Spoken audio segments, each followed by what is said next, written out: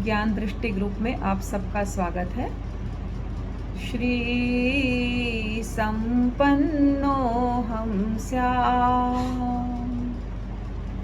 श्री संपन्नो हम स्याम, री संपन्नो हम स्याम, धी संपन्नो हम स्याम, धृति संपन्नो हम स्याम, शक्ति संपन्नो हम स्याम, नंदी संपन्नो हम स्याम, शांति संपन्नो हम स्याम, तेज संपन्नो हम स्याम, शुक्ल संपन्नो हम स्याम। वंदे गुरुवरम, वंदे गुरुवरम, वंदे गुरुवरम। ज्ञान दृष्टि ग्रुप में सबका स्वागत है।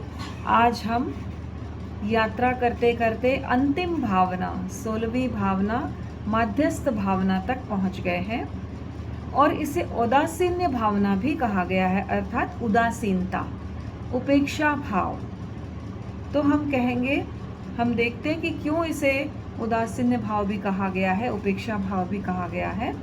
और माध्यस्थ में समता की भावना, समता की साधना। तो बहुत सुंदर पंक्तियां गुरुदेव तुलसी ने लिखी है, वो मैं आपके साथ शेयर करती हूँ। धर्म है समता हमारा, कर्म समतामय हमारा, साम्य योगी बन हृदय में, श्रोत समता का बहाए, भाव भीनी वंदना, भगवान चरणों में चढ़ाए, शुद्ध ज्योतिर्मय निरामय, रूप अपने आप पाए, भाव भीनी वंदना, भगवान चरणों में चढ़ाए। कहा गया है आगमों में, शास्त्रों में, समया धम्म मुदा हरे मुनि, अर्थात समता ही धर्म है, वीतरागता ही धर्म है, राग द्वेष मुक्ति ही धर्म है। अब समता किन क्षणों में, किसके लिए, किसके प्रति समता रखनी है हमको, यह भी जानना आवश्यक है। जब जीवन में समता आती है तो शांति अपने आप आती है, आनंद अपने आप आता है, स्वास्थ्य लाभ अपने आप प्राप्त हो जाता है। तो किस में समता रखना है, क्यों समता रखना है, क्यों हम सहन करें और राग द्वेष से विरत हों, यह बात जब समझ में आती है तो इतना आनंद का अनुभव होता है कि सबसे पहले मेरी आत्मा की शांति है, मेरी कषाय मुक्ति है, मेरे कर्म बंध से रुकना आवश्यक है। तो कहा गया है समता किसके प्रति, माध्यस्थ भाव किसके प्रति।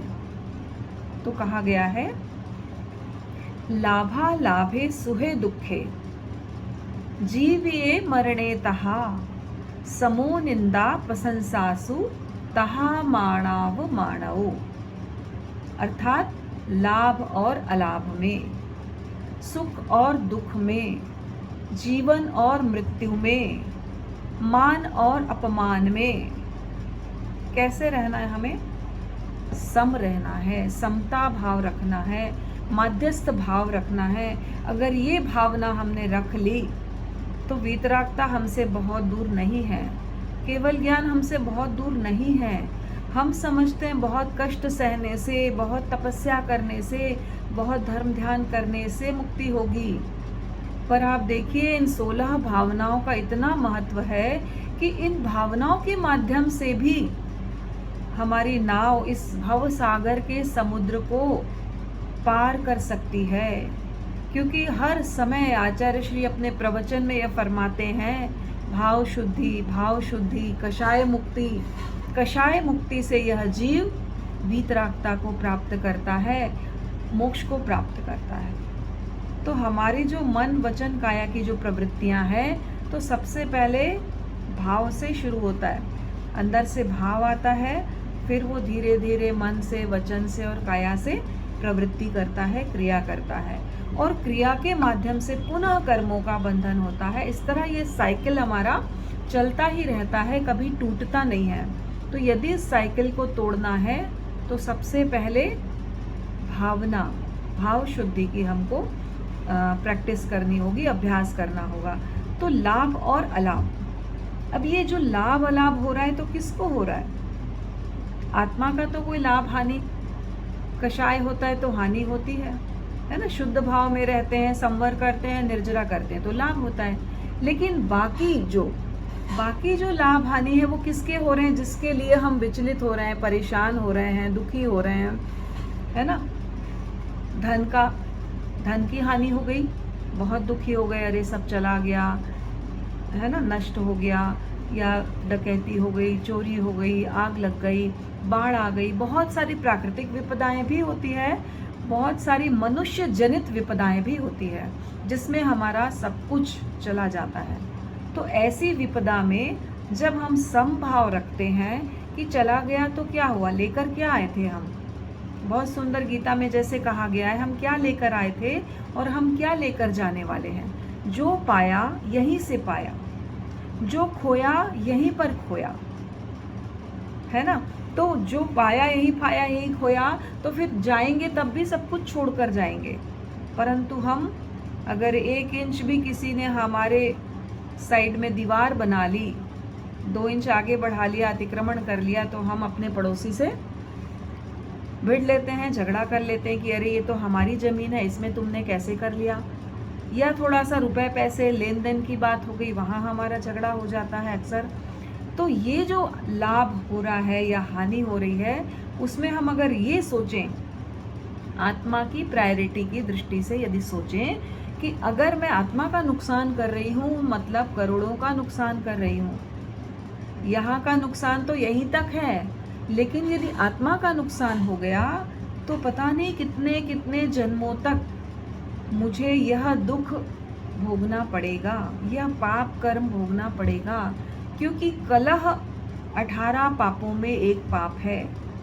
तो हम लाभ हो अलाभ हो, निंदा हो प्रशंसा हो, क्या हुआ, किसी ने हमारी बहुत तारीफ कर दी, चलो आजकल फेसबुक का ज़माना है, फेसबुक में लाइक कर दिया, नाइस, ब्यूटीफुल, है ना, बहुत स्टनिंग, कितने सारे कमेंट आते हैं, हम खुश हो जाते हैं, अरे वाह आज तो बहुत सारे कमेंट आए, हमारे कॉम्प्लीमेंट मिले हमको।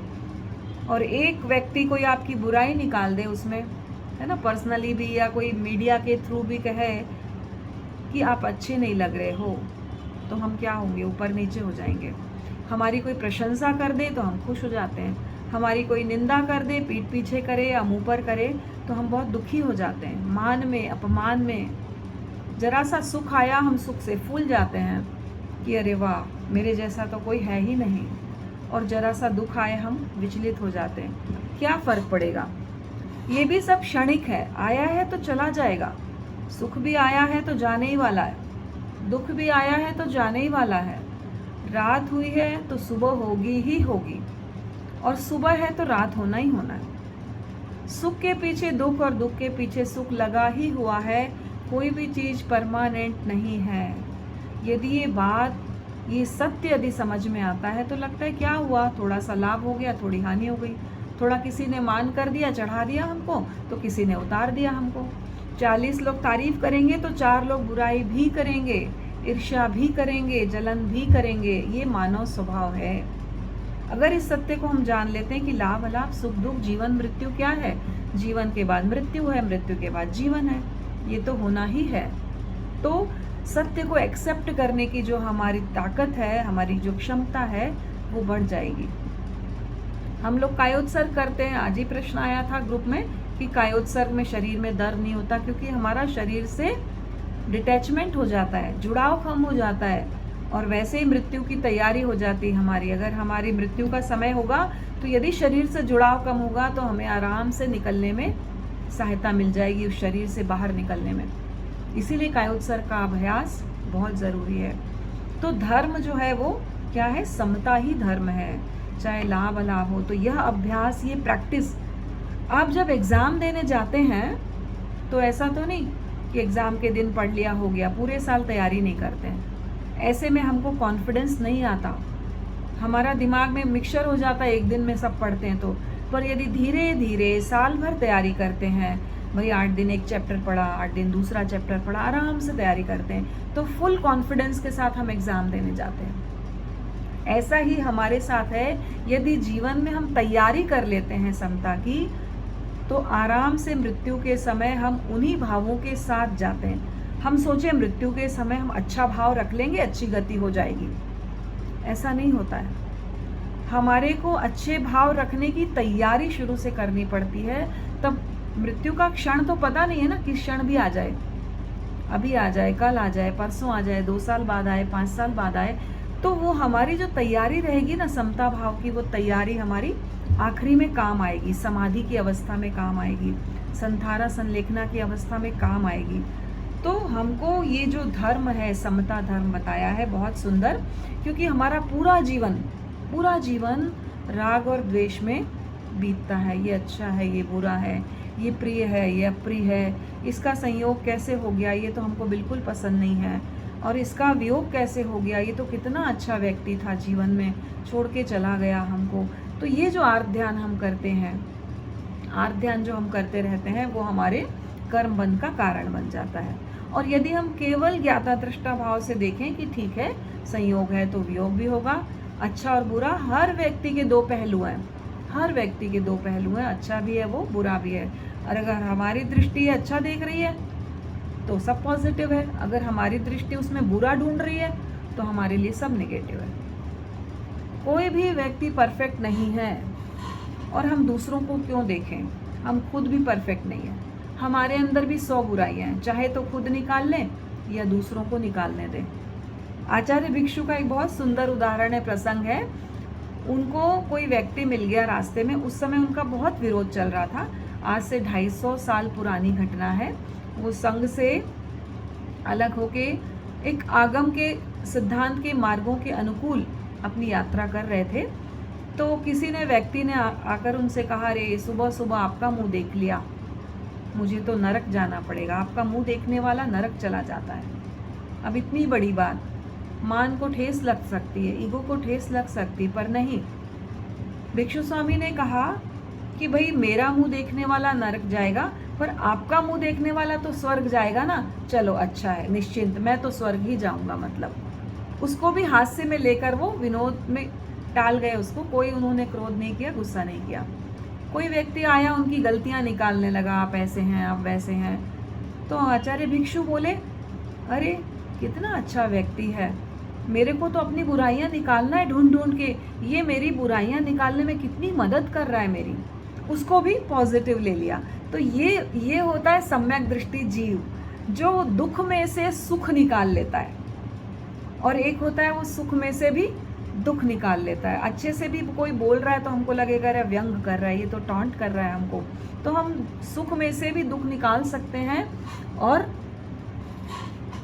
अगर हम सम्यक दृष्टि हैं, अगर हम दोनों पक्षों को, नयों को देखना जानते हैं, तो हम दुख में से भी सुख निकाल सकते हैं। देखा ना, कुरकुडू मुनि ने खिचड़ी में थूक दिया, मतलब मेरे तो दिमाग में वही कहानी अभी गूंज रही है कि खिचड़ी में उसने, आचार्य प्रवर ने थूक दिया तो बोले अरे घी नहीं था, रूखी सूखी खिचड़ी थी, अच्छा हुआ मेरी खिचड़ी में घी आ गया। कितने उपकारी है मेरे गुरुदेव, जिन्होंने मेरे को ज्ञान देने के लिए इतना तप किया, इतना संदेश दिया, और मैं उपवास भी नहीं कर पाया। वो अपनी गलतियां देख रहे हैं। तो इस तरह से वो प्रियता में भी अप्रियता में भी प्रियता निकाल लिया उन्होंने। तो ये जो मध्यस्थता की आंख है, ये हमारी तीसरी आंख है, ये तीसरी आंख है जिससे हम मध्यस्थ भाव को प्राप्त कर सकते हैं। और जहाँ पक्षपात नहीं होता है, है ना। कई जगह होता है कि भाई पक्षपात हो रहा है तो हमको गुस्सा आता है, न्याय नहीं हो रहा है गुस्सा आता है। तो ये तराजू की तरह दो पलड़े होते हैं जीवन में, हर जगह अन्याय अत्याचार हो रहा है। आप किसको बदल सकते हैं? आपको गुस्सा आता है, क्रोध आता है, पर आप किसको बदल सकते हैं? इसमें दिया गया भगवान महावीर भी अपने जमाई को, है ना, चाहे वो जमाली हो चाहे गोशालक हो, उनके बुरे संस्कारों को नहीं बदल सके, केवल समझा सकते हैं, बोल सकते हैं, आप बदल नहीं सकते किसी को भी। तो सन्मार्ग में लाने का प्रयत्न तो हमको करना है, पुरुषार्थ तो करना है, लेकिन बलपूर्वक हम किसी को भी सन्मार्ग पर नहीं ला सकते। इसलिए क्या कहा गया? उदासीन भाव, ये उदासीनता का भाव, ये उपेक्षा का भाव उनके प्रति रखना है जिनके प्रति हमको क्या आता है? क्रोध आता है, चिंता होती है उनकी, हम उनको सुखी बनाना चाहते हैं। अगर वो दुखी हैं तो हम उनको सुखी बनाना चाहते हैं, क्योंकि मेरे ही बच्चे हैं, मेरे ही अपने हैं, मेरे ही भाई बहन हैं, मेरापन है उनके साथ, तो मैं उनके लिए चिंता करती हूँ, सुख की कामना करती हूँ। मगर वो नहीं सुखी होते तो उसके लिए हम लोग कुछ भी नहीं कर सकते। जब तक खुद का सकारात्मक सोच नहीं होता तब तक व्यक्ति सुखी नहीं हो सकता। तो भगवान महावीर ने कहा है मज्जत्थो णिज्जरापे ही, मतलब जो मध्यस्थ होता है वही वीतरागता की साधना कर सकता है, समता में रमण कर सकता है, और उसको क्या प्राप्त होता है? मानसिक शांति। हमको शांति चाहिए ना, सबको चाहिए शांति, किसी को कला नहीं चाहिए, किसी को तनाव नहीं चाहिए, सबको शांति चाहिए। तो शांति कब मिलेगी? जब हमारे मन में माध्यस्थ भावना होगी, प्रियता और अप्रियता से दूर मन में माध्यस्थ भावना होगी, और इससे केवल हमारी आत्मा का ही कल्याण नहीं होगा, इससे हमारा जो व्यवहारिक जीवन है उसकी समस्याओं का भी समाधान होगा और अनावश्यक चिंताओं से हमारी मुक्ति होगी। तो जहाँ भी पक्षपात होता है हम कोशिश करें, पुरुषार्थ करें, लेकिन हम बलपूर्वक कुछ भी नहीं कर सकते हैं। तो इसमें बहुत सुंदर कहा गया है कि जैसे जो मिथ्या प्ररूपणा करने वाले शिष्य थे जमाली, उनका एक सिद्धांत था कृत क्रियमाण वाला, कि जो चीज़ कर दी गई है, शुरू हो गई है, वो संपन्न हो रही है। तो जमाली का और भगवान महावीर का जो मतभेद हुआ था वो इस घटना के आधार पर हुआ था। आपको ये सिद्धांत शायद सुना हुआ नहीं होगा, कृत क्रियमाण वाला, कि जो चीज़, जैसे मैं ट्रेन में बैठ गई हूँ, बॉम्बे की ट्रेन में मैं बैठ गई हूँ, आप क्या कहेंगे या मेरे घर वाले क्या कहेंगे? वीर बाला बॉम्बे गई। मैं गई, निकली हूँ घर से, बॉम्बे पहुँची नहीं हूँ, चल रही हूँ ट्रेन में, पर क्रिया को हम ऐसे कहते हैं कि संपन्न हो गई व्यवहार दृष्टि में, कि वो बॉम्बे चली गई। वैसे ही भगवान और जमाली का जब संवाद हुआ कि उन्होंने कहा भगवान तो जो क्रियमाण यानी जो हो रहा है उसको कहते हैं कृत, हो गया है, क्रियमाण को कहते हैं कृत, हो गया है। पर मैं इस चीज़ को नहीं मानता। क्यों नहीं मानता? क्योंकि वो जब बीमार हुए और उन्होंने कहा मेरा बिछौना लगाओ, मेरा बिस्तर लगाओ, तो साधु संत जो आसपास थे उनके, जो अलग विचरण कर रहे थे भगवान महावीर के से अलग होकर, वो अलग विहार कर रहे थे, तो लगाया गया। वो 5 मिनट बाद फिर, क्योंकि बहुत बेचैन थे, रोगग्रस्त थे, उन्होंने कहा मेरा बिछौना हो गया? उन्होंने कहा नहीं, अभी किया जा रहा है, आपका बिछौना, आपका बिस्तर किया जा रहा है। फिर 5 मिनट बाद पूछा मेरा बिस्तर हो गया? बोले नहीं हुआ आपका बिस्तर, अभी नहीं लगा है, किया जा रहा है। तब उनका संदेह बढ़ गया, उन्होंने भगवान महावीर के इस सिद्धांत को, क्रियमाण और कृत के सिद्धांत को उल्टा कर दिया। उन्होंने कहा नहीं, यदि किया जा रहा है मतलब अभी किया नहीं गया है। थोड़ा सूक्ष्म है, समझने का प्रयास करें कि किया जा रहा है, किया नहीं है, हुआ नहीं है अभी ये। तो उन्होंने उस सिद्धांत को मानने से इनकार कर दिया। भगवान की जो बेटी थी प्रियदर्शना, वो भी जमाली के साथ थी, तो उसने भी, बहुत सारे संत अलग हो गए थे, भगवान से उन्होंने आज्ञा ली और अलग हो गए, अलग विहार करने लग गए। तो इस सिद्धांत को पुनः भगवान महावीर की लड़की को समझाने के लिए जब एक स्थान पर वो रुके, तो आवाज़ नहीं आ रही है मीना जी? आपको आवाज़ नहीं आ रही क्या? अच्छा मीना जी, आप नेटवर्क पे आइए, आप नेटवर्क देखिए, रूम से बाहर आइए या तो हॉल में, है ना। अच्छा, ऐसा क्या? अच्छा अच्छा, तो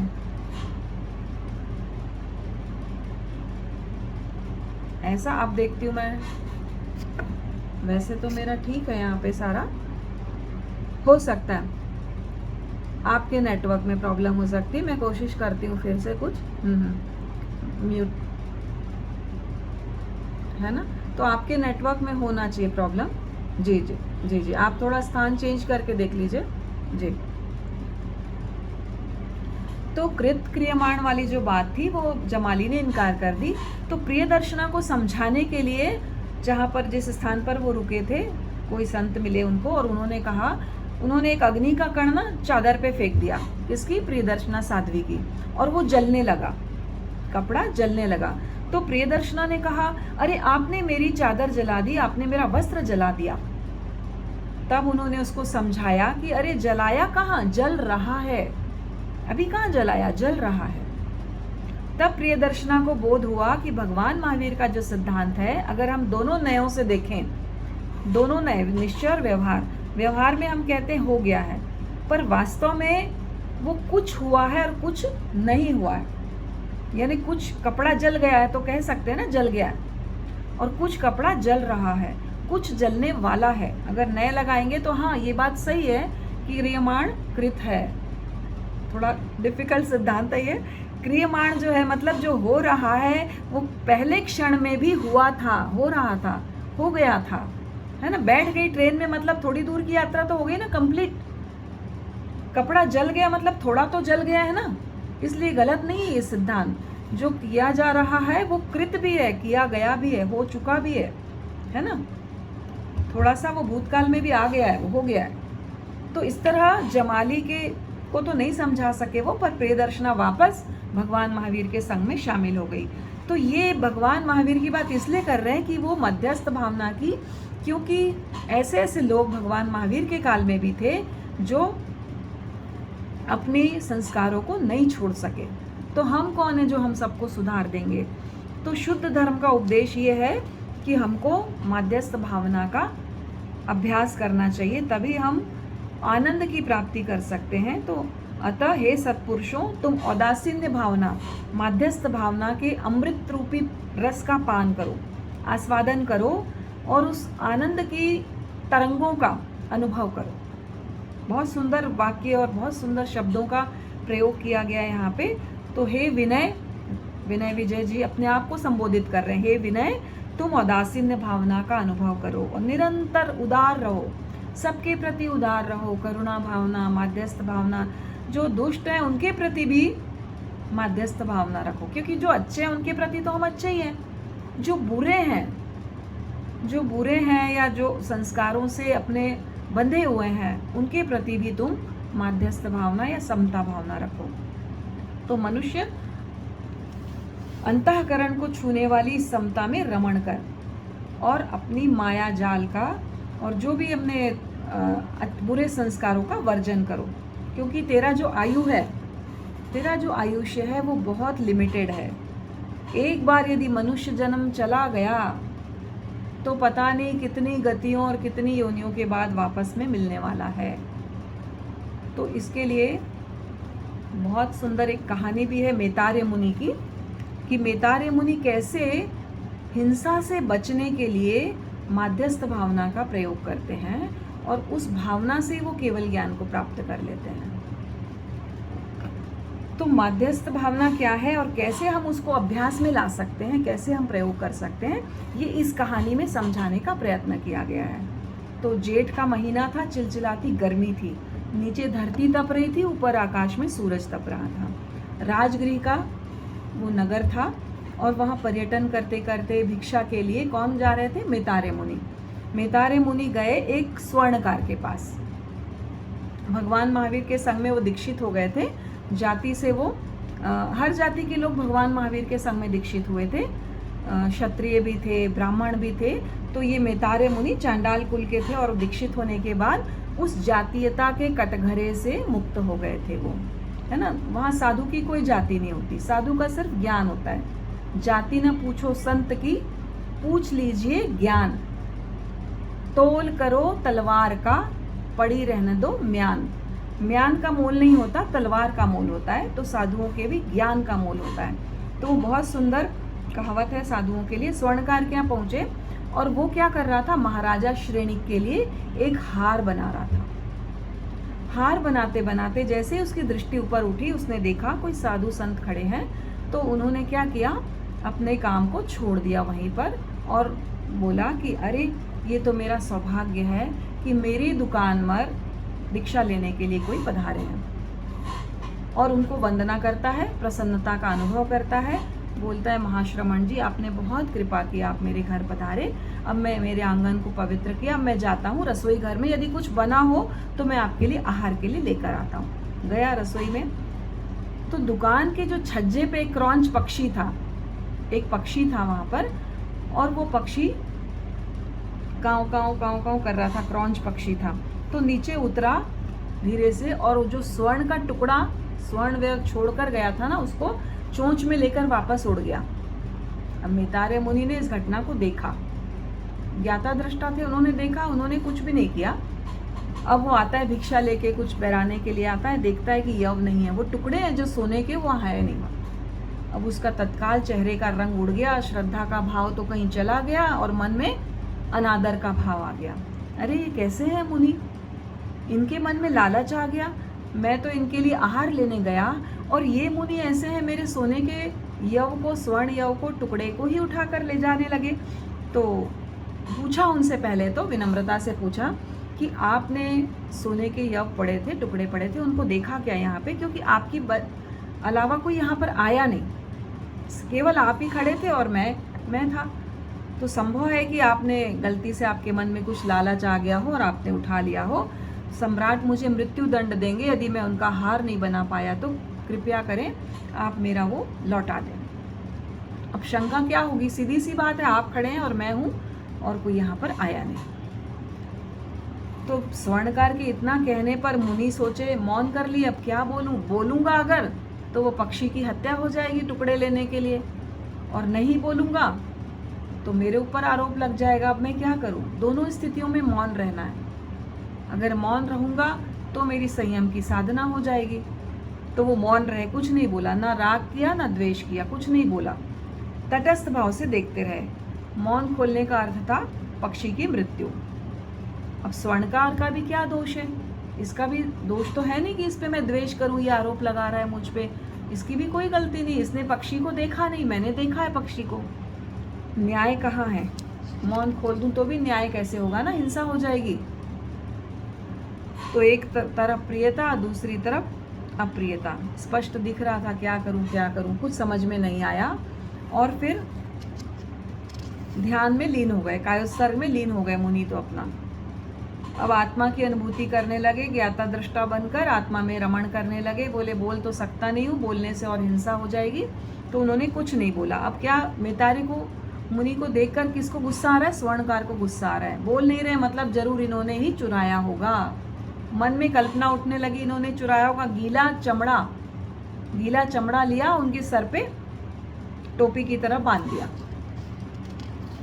बदला लेने के लिए। कि जैसे जैसे वो चमड़ा सिकुड़ रहा था, उनके मस्तिष्क में भयंकर वेदना हो रही थी, और शरीर के प्रति तो मोह था नहीं मुनि को।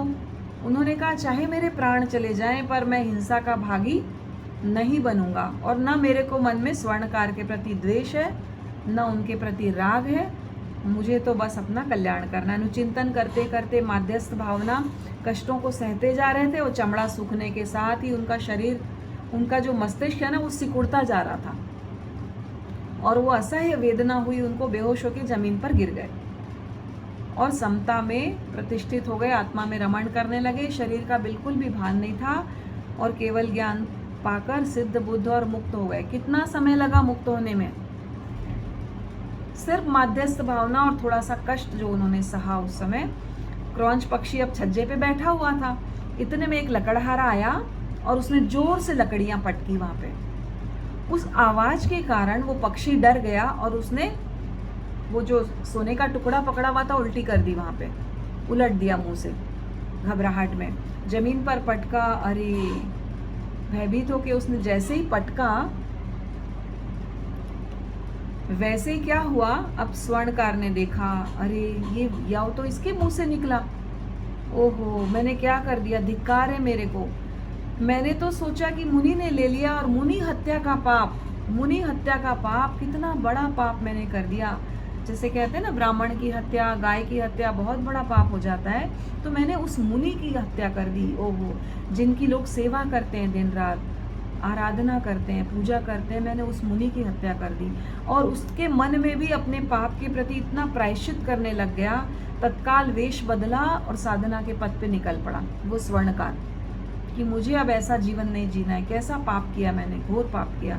और उसका प्रायश्चित करने के लिए वो भी संयम पथ पर चला गया, और विरक्ति, राग से विराग की ओर चला गया, और एक दिन मंजिल को प्राप्त करा, और उसने भी केवल ज्ञान को प्राप्त किया। कितने मतलब हलोकर्मी जीव होते थे, कितने हल्के जीव होते थे। छोटी छोटी गलतियां, छोटी छोटी घटनाएं उनके मन में वैराग्य पैदा कर देती थी। थोड़ा सा दुख, थोड़ा सा पाप अगर हमने कर दिया, तो इतनी उसके प्रति प्रायश्चित की भावना हो जाती थी, और अपने जीवन को वो संयम में बदल देते थे। आज हम कितने सारे पाप कार्यों को करते हुए भी अगर हम रियलाइज नहीं करते, अगर हम प्रायश्चित नहीं करते, तो हम कर्मों का बंधन निरंतर करते चले जाते हैं। छोटी छोटी बातें होती घर में, जैसे अब कोई बच्चा नहाया नहीं है तो हम बोलते हैं जाओ नहाओ, जाओ बेटा नहाओ, जाओ फ्रेश होकर आओ, हम 10 बार बोलते हैं। अब वो नहा रहा है, आप जितने भी पानी को यूज़ कर रहा है, जितनी भी हिंसा उसमें कर रहा है, उसमें आपका भी कमीशन, आपका भी दोष लग रहा है।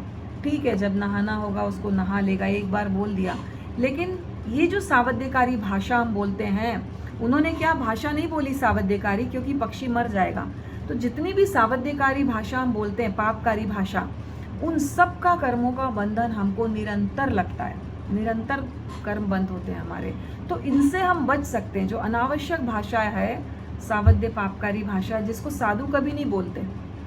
साधु ऐसी भाषा का यूज़ नहीं करते, पंखा चलाओ, लाइट बंद करो, कमरा बंद करो, ये करो, नहाओ, खाना बनाओ, खाना खाओ, अरे और खाओ, अरे और खाओ, मनोहार कर करके हम खिलाते हैं, है ना। तो बहुत सारी सावध्यकारी भाषा हम बोलते हैं, अंधे को अंधा बोलते हैं, लंगड़े को लंगड़ा बोलते हैं, जो हर्ट करने वाली भाषा है किसी को, सत्य है पर सावध्य भाषा है, वो निर्वध्य नहीं है। तो ऐसी भाषा जो दूसरों को हर्ट कर रही है, कष्ट पहुंचा रही है, और जो पापकारी है, उस भाषा से बचने का प्रयास हम कर सकते हैं। जो काम करने हैं वो तो करते ही ज़रूरी है व्यवहार में, लेकिन बहुत सारी भाषा हम बच सकते हैं, मौन ले सकते हैं वहाँ पर हम। तो ये मुनि जो थे, मेतारे मुनि, इन्होंने बहुत सुंदर ये मौन करके, सावध्यकारी भाषा से बच के, माध्यस्थ भावना के द्वारा अपने केवल ज्ञान को प्रकट कर लिया, शुद्ध स्वरूप को प्राप्त कर लिया। तो हम भी ऐसे ही शुद्ध स्वरूप को प्राप्त करें, और जहाँ हमें मौन रखना है वहाँ मौन भी रखें। तो इस सावध्यकारी भाषा से हम बचने का प्रयत्न करें, माध्यस्थ भावना भाने का प्रयत्न करें, राग और द्वेष से बचने का प्रयत्न करें। इसी मंगल भावना के साथ ओम अरहम। आप सबके प्रति आभार।